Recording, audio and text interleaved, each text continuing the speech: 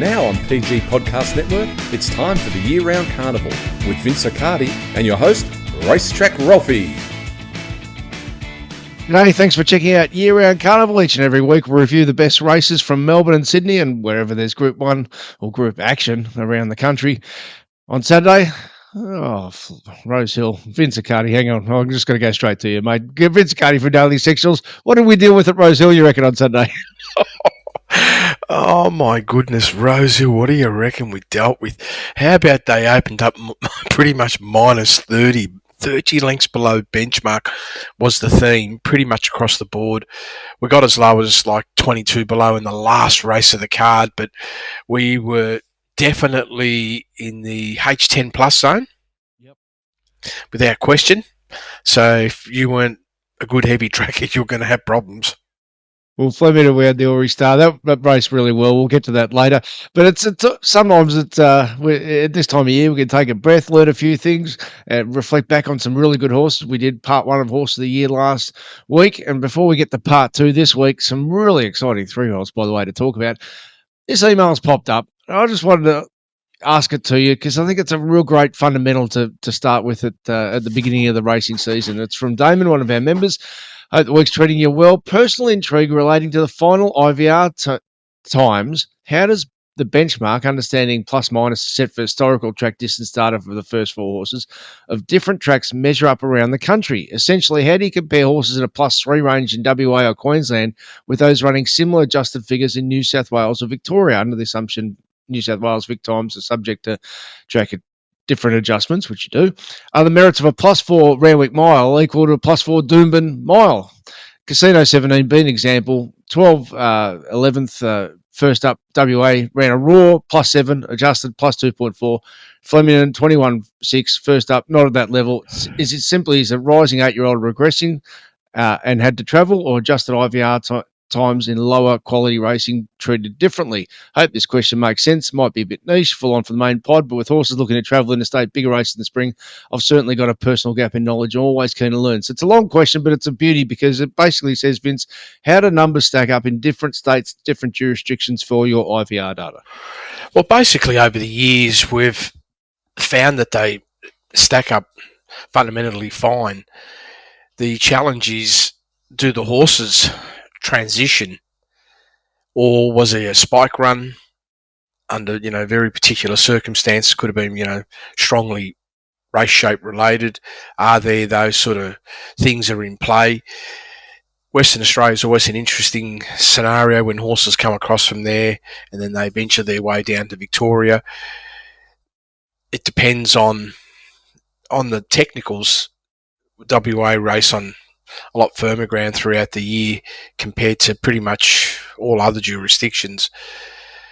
But ultimately, all the checks and balances in terms of track-to-track play are normalised to reflect the final score. It doesn't mean that horse is going to run to that number automatically. It comes back down to, where are they in their cycle? Are they the same horse? Have they gone backwards?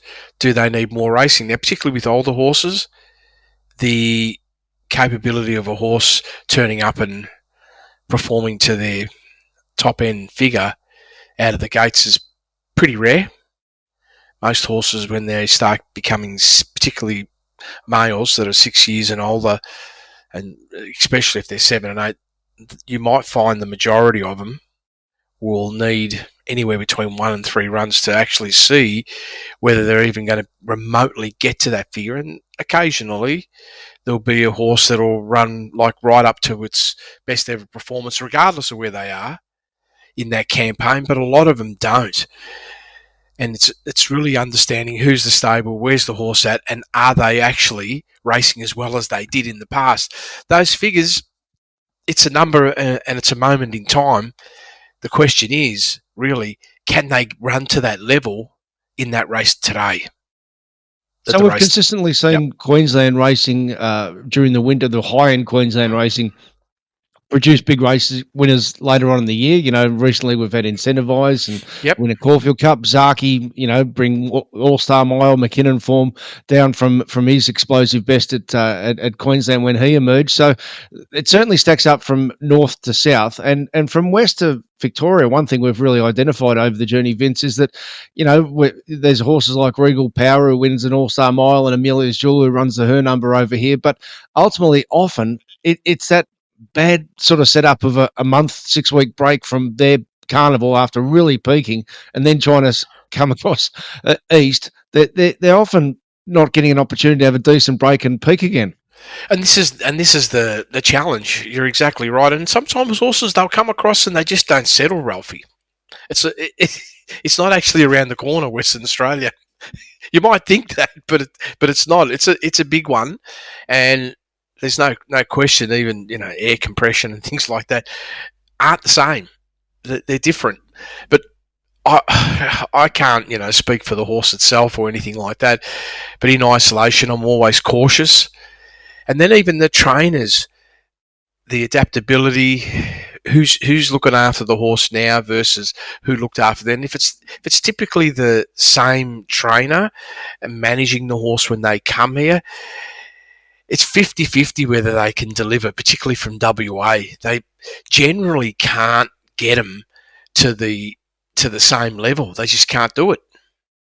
Well, we spoke about another horse from Queensland last week, Antino, from north to south. So there's no question the numbers repeatedly stack up. So that's, but it's a super question. We really appreciate Damien sending it. All right, let's have a look at some of our part 2 of horses of the year. I wanted to focus on the emerging stars and some who had really done some fine things on the clock. One of the unusual things with Tempted making her the horse of the year is she didn't win a Golden Slipper, but she peaked big time the week before in the Riesling. Mahuna takes the lead, but Tempted quickly on the scene, and Inkaruna down the outsiders. Tempted moved up to Mahuna. It's Tempted, Mahuna. Tempted gets the head in front, and Tempted comes and away Vince, to this win was the a super performance. It was the best IVR figure from like I said, a young horse, a 2-year-old. And this was when she beat Mahuna, who then turned the tables in the Golden Slipper.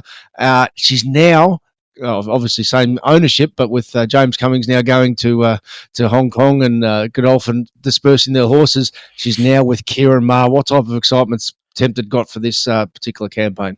Yeah, well, this is definitely a horse, Ralphie, that we have to keep a really close eye on into the future. Number one, we've seen that on 2 separate occasions the horse has clearly broken benchmark, and on one other occasion borderline. Ultimately, though, when you look at this horse's structure and the setup of its capability, particularly the way it's been closing off over the last 4 and 800 metres, we see a horse that is going to be very, very capable, in my view, to be able to not only race strongly at 1200, but could potentially be even more dynamic at slightly longer distance. And what I mean by that is, wouldn't surprise me if this horse can turn out to be a top line performer right up to a mile.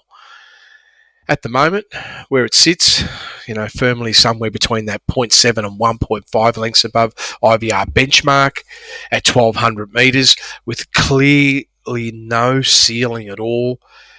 When I look at its capability from its sprinting scenario, it's not a horse that has an elite sprint.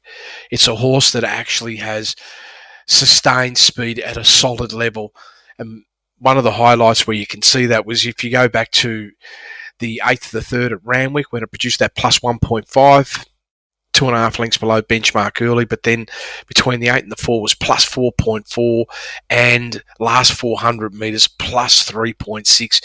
That's a clear sign about how strong the horse was over the last 800 metres off what I would consider tempo-wise 2.5 lengths below benchmark for a 2-year-old to be reasonable speed, and not easy to hold that sort of pace over the last 800. And I felt that was the first signal about really getting some insight on the horse and where it could tend to go to.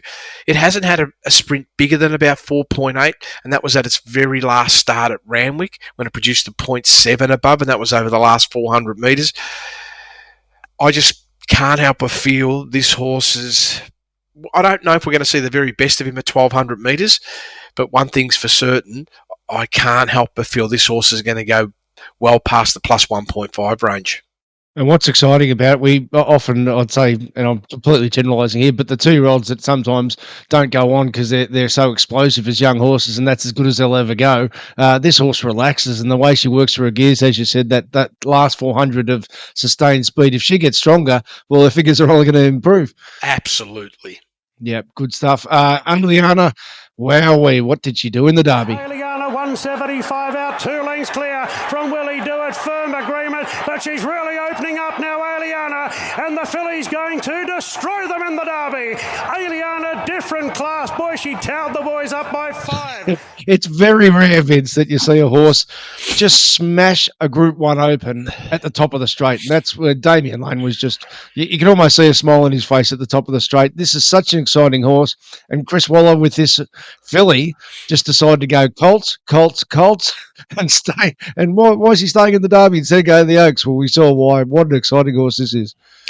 Yeah, that's definitely exciting. And this is a horse, Ralphie, that has that pattern that, first of all, in terms of capacity of what it can do through the first section, and that's that first point to the 800-metre mark, it has raced almost near benchmark.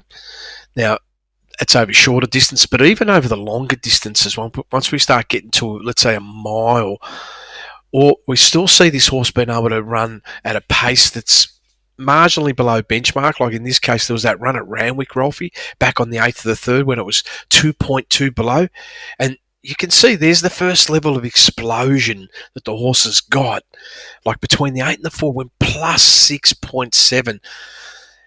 It's a big explosion and still broke benchmark last 400. The other key element is you look at the endurance the horse has in the mid-race squeeze. On a couple of occasions, the horse has smashed the sort of 10 plus range in terms of how fast can you move between the 8 and the 4, and it was very much on show in that very last run over 2400, 11 and a half lengths mid-race squeeze. Now, it's not uncommon in the staying races, but this is a 3-year-old filly who's gone 9.2 lengths below benchmark through that first section, had to put in the huge move in the mid, 11 and a half lengths above the standards, almost 2 seconds, and then had the audacity to run the last 400 plus 5.1.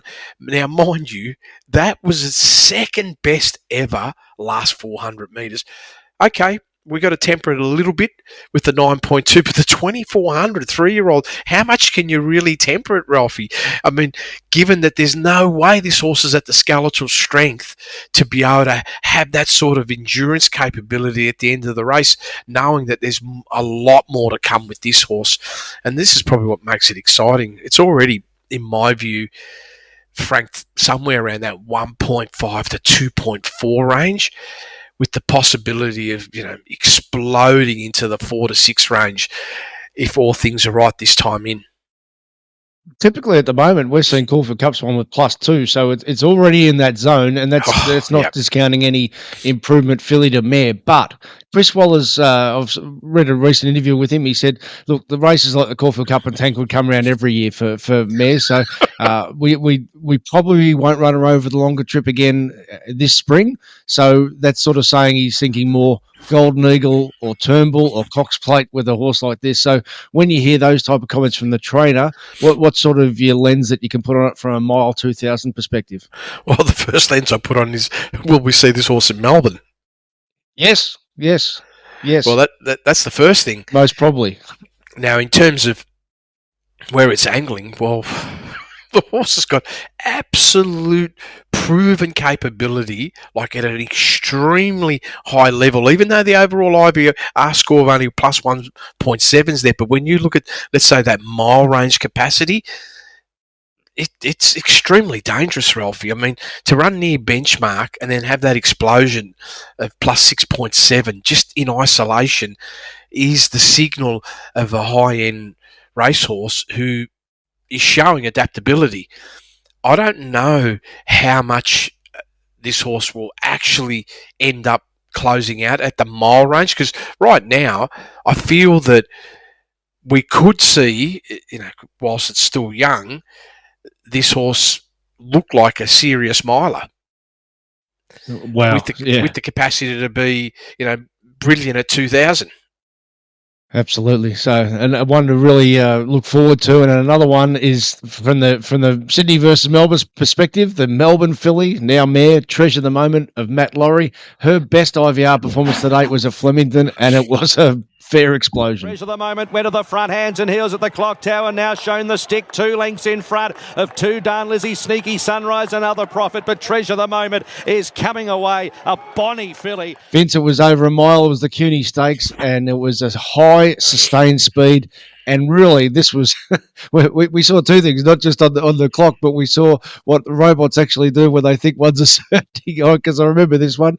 This was $1.50, and I think it started $1.30 or $1.20 on the totes. Such was the smashing. But she's won her last 8 starts. What type of excitement does she bring for the spring Treasure at the moment? Yeah, well, not often you're going to get young horses like this one where they can turn up in a mile race and run their first split time 4.3 lengths above and still break benchmark last 2 section with a subtle slowdown between the 4 and the 2, which cost the horse a half length, especially in that sort of type of pressure, that sort of gave the signal this horse was that plus 2.5 could have stretched out to as solid as a plus 3, or what would have happened if the horse had been able to breathe a little bit better through the first section and gone a couple of lengths slower? What could have happened? Ultimately, we've seen that at a mile how capable the horse was. And in my view, just on a pure mile profile, was showing more than Aliana. So that I just couldn't help but feel that we got this was like a rising star. Then it found itself all the way up to 2,400 and had to really endure the opposite type scenario. Awful slowdowns. I know there was nothing in that race in terms of field size, but still 27 lengths below benchmark. How do you get a horse to relax so well and still then be able to put in a big sprint? Because you're a young horse. It's different when you're an open class horse, and what I mean by open, like 4 or 5 year old, you've had more than 20 starts under your belt. You've got conditioning, seasoning, from one year to the other, knowing how to handle different scenarios. But this horse was doing it all as a youngster, and then came out with this, unbelievable explosion off that slow pace of 9.6 above. And this was giving us the insight, look out if you get into a race with a horse like this where the pace isn't there, about how explosive the horse can be regardless of distance. So what's going to be really interesting this spring is which way they go. At the moment, Matt Laurie's indicated that they'll do the usual, go to the Turnbull and then decide whether to go to the Caulfield Cup or the Cox Plate. Now, let's put aside Via Sistina, but what type of performance do you think? The old bit of fun, spitballing, it's early August. Would you go Cox Plate or Caulfield Cup on what she's shown to date? Well, maybe they need to think a little bit like Waller and maybe stick to the shorter distances for now while still a young horse. Eagle. Yep. Why not? Why? No, absolutely why not? Yes. But of course, it's a Victorian trainer, Ralphie. Maybe they don't want to go there. I don't know. Yes. I think the indication are they will stick to the Victorian path, okay, and it's owned by you along that. They're not short of money, but they'll probably want to target the big Victorian races. So that's fascinating which way she goes. But I'll tell you one thing I should put down that we can't say about the others yet. What she showed during the spring, wet tracks won't worry her. No, she definitely has versatility. When I say high level, is definitely a horse that's going to be able to handle reasonable ground in terms of what I mean by reasonable, probably around that S5 to S7 range. Usually that can translate into the heavy tracks, but I don't know. Do you think we're going to see these really heavy tracks in Victoria? In Victoria, probably not. In Sydney, No, it's no. always a who Yep. knows it up. And we'll finish our first. And I honestly can't remember last time we had three such good fillies turning mares leading into the spring. And the third of them rather is Lady Shenandoah. Lady Shenandoah is the widest, and the filly is starting to hit top gear. Firestorm from a long way back, but Lady Shenandoah moves up at the 150. Lady of Camelot Brave, Lady Shenandoah from Lady of Camelot Firestorm, and Lady Shenandoah won the And Group 1 if Aliana was doing it over longer for Chris Waller, this mare was doing it over shorter. And she is just such an excitement machine because while she smashed open a flight as a spring filly, and that was after Stablemate Autumn Glow was didn't quite make it to the flight. Really, she took the next level this prep, didn't she? Yeah, this is the rock star of the group of horses that we're looking at, Ralphie. This is it's too early to say we could have an emerging Winx type sort of horse, but wow, there's two franking runs that sort of give this huge signal that look out. Firstly, you look at the step of just the last three runs, 1,200 metres, half length above benchmark. This is overall performance. Then went to 1,400, went plus 3.9. You look at the breakdown of that race at 1,400 metres. There's we've got virtually 4 decades of data, Ralphie, and there it is, plus 1.4 through the first section, 3.4 above between the 8 and the 4, plus 5.1. Show me where the horse was getting weaker. Nowhere. It was just getting stronger. And that's very dangerous signal when you see a horse that has this type of aerobic capability and endurance of sustained speed. That's frightening, Ralphie. And then, just to frank it, they went up another 100 metres. The horse went to 4.1 and was really tested, in my view, by going 4.8 above, clearly smashing any of its performances earlier by in excess of 3 lengths, and then had to suffer a 5.5 length slowdown between the 8 and the 4. And make no mistake, Ralphie, it is not easy then to turn around your energy and then put down a plus 7.1. So what that all means is it made a farce of the 4.1, Ralphie. It could have easily been plus 6 or 7. Then what would we say about this 3-year-old? We'd say this is a star. So it just beat Firestorm on the day, but what needs to be taken into account, and Firestorm hasn't recreated. If you just want to look at, it's just beaten Firestorm, and Firestorm's a good mare anyway, but it's the mid-race slowdown that you've just touched on there, Vince, that is the difference. So the margin was unfair. She was a clear superior filly on the day. Absolutely the clear superior filly on the day, Ralphie. And then, of course, I like to put the race matrix figure on it. And the trend has the bottom trend at around 2.5. So I've got a 2.5 to plus 4 horse without taking any consideration into possible evolution of the horse and how much am I going to really factor in for a heavy slowdown off a fast pace and still produce that explosion. See, this is the thing, Ralphie. How do you produce that explosion over the last 400 when their slowdown's so heavy? I just sit there and say, well, I'm not going to be foolish and say we've got 5, but we've got at least 2, Ralphie. And this crystallises for me that I feel the bottom end range for this horse is plus 4. The bottom.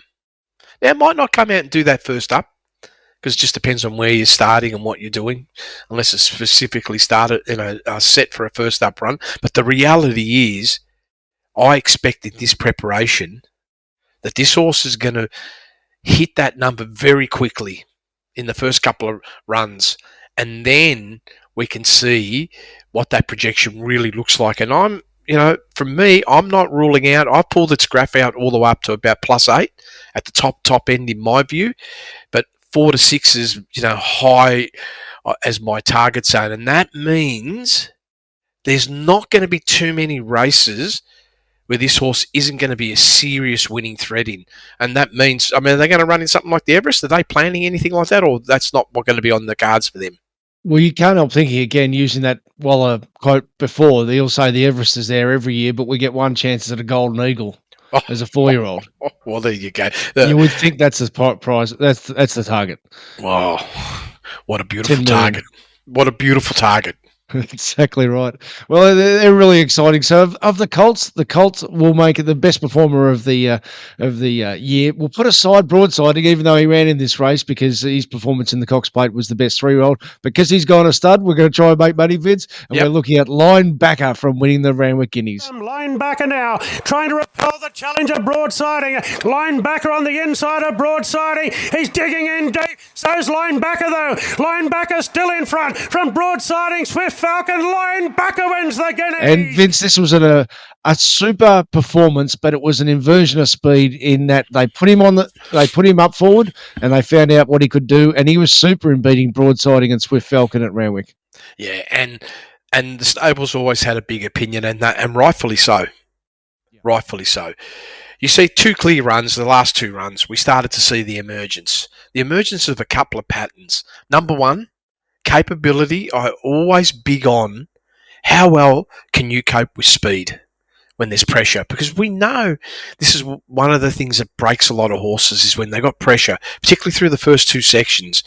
High pressure is the downfall of a lot of horses. But here we are. We have this horse going 1.9 lengths above benchmark through the first section. This was back on the 8th to the 3rd at a mile. Then produces a 5.1 lengths above between the 8 and the 4. So it's a sensational surge, given that how far above benchmark you already are. And then, mind you, the plus 1.4 overall last 400 isn't a real picture of what happened, because you've got to go to the micro splits to see this horse was actually slowing from inside the 600 all the way to the 200. That velocity loss, Ralphie, was 3.2 lengths, and then it rebounded, going half length stronger than the split time between the 4 and the 2, which is another important lens to look at, that this horse didn't get the perfect blend of energy distribution, and also putting down a clear signal that the 3.9 is not the ceiling, and far from it. So I looked at that and said, okay, potentially you've got at least 1 to 2 lengths of upside. That puts you also near that 6 range. And then I look at that last run at a mile, where it still produced a 2.4 above. It was well below the run before. But the first challenge was this: 11.3 lengths below benchmark first split time. With the exception of one other run, that's about as slow as the horse has gone. And then the capacity to be able to move so strongly in the mid-race, 12.5 lengths mid-race squeeze, more than 2 seconds at a mile, that can find you out. Particularly, it's going to test you over the last 400 metres, and the horse produced a 7.1 last 400 metres.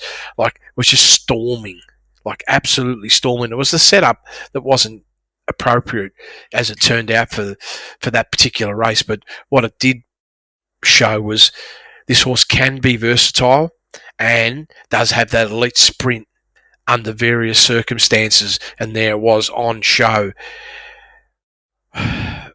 Is the mile going to be the end for this horse? Could this horse also go longer distance? These are the sort of questions I ask myself. Well, I don't know. What race would they target, Ralphie, this time in? Well, and just to round off what you were just saying, that was in the Doncaster, an unusually slow tempo Doncaster, so you couldn't have done much more after that slow start. But I would assume they will also go Golden Eagle, because let's face it, Vince, it's a gelding, so they don't have to worry about going to stud. So when they're geldings, just make as much money as you can out of them. Yeah, well, you can start seeing that it could be a super contest between a couple of horses. So the one I want to round off with is a horse who raced against Linebacker a lot, and that's Swift Falcon. I can't help thinking this horse with Group 1 talent hasn't yet put it together, because it just had so many unusual race shapes against it, and its lack of speed definitely cost it. But is this a case, and we're talking about a Johnny Hawk's horse, or Team Hawk's horse to be accurate, that he teaches them and they keep improving as they get older? Repeatedly, we've seen some of his many Group 1 wins have been 4, 5, 6 years old. Is he showing enough to say that if he gets himself right mentally and starts showing early speed, that he could have some serious wins in store? Well, on the right day, no question. I mean, again, you just go back to that 8th of the 3rd. There's the signal, 3.2 above. You look at the highlight of that race was particularly in between the 8 and the 4, where the horse did produce a plus 9.2. And this sort of justifies that it's extremely dangerous horse on a 400-metre sprint level, first and foremost. Like, it can produce a booming sprint. Now, prior to that, there were 2 scenarios where the horse clearly broke the +7 range over the last 400 metres, giving that demonstration about the elite sprint. But it also franks that it's got sustained speed for at least 800 metres in the double-digit zone. This run has had multiple runs where it's been able to break +10 range for the combined last 800. Again, showcasing that the horse has got a lot of endurance, very tough. Now, where does that play out best? Does it play out best in the shorter courses? In this case, for a horse like this, 14 to 16, or is it going to play out in the slightly longer distance races, possibly beyond 2,000 metres? I sort of sit back here and say that this horse is showing a tendency, in my view, even though there was that one run only where it did break benchmark early, where it is a horse that definitely finds its best rhythm when ridden below benchmark early.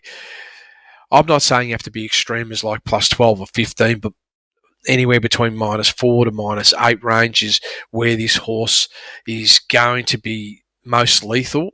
If it can have that capacity to relax at that sort of pace, it's proven that it's got a giant mid-race move, and the sprint at any given 400s, like, I'm not going to say it's the best I've ever seen, but in terms of what we've seen in last season, it was right up there, where you can almost touch a +10, Ralphie, off of 4.4 lengths below benchmark. It's a pretty serious horse, Ralphie. I feel that the big test for the Hawks boys is going to be, you just got to have this horse inside the 6-length zone more often than not in your races. That's when they settle. He just settles too far back repeatedly, doesn't he? Yep. And he's capable of settling closer. It's proven there with the figures. And maybe they're like the Hawks team do. They teach them how to become race horses. Now, hopefully they can bring the capability of this horse to be more adaptable. And if they can do that, then who knows what sort of upsets this horse can bring to the table.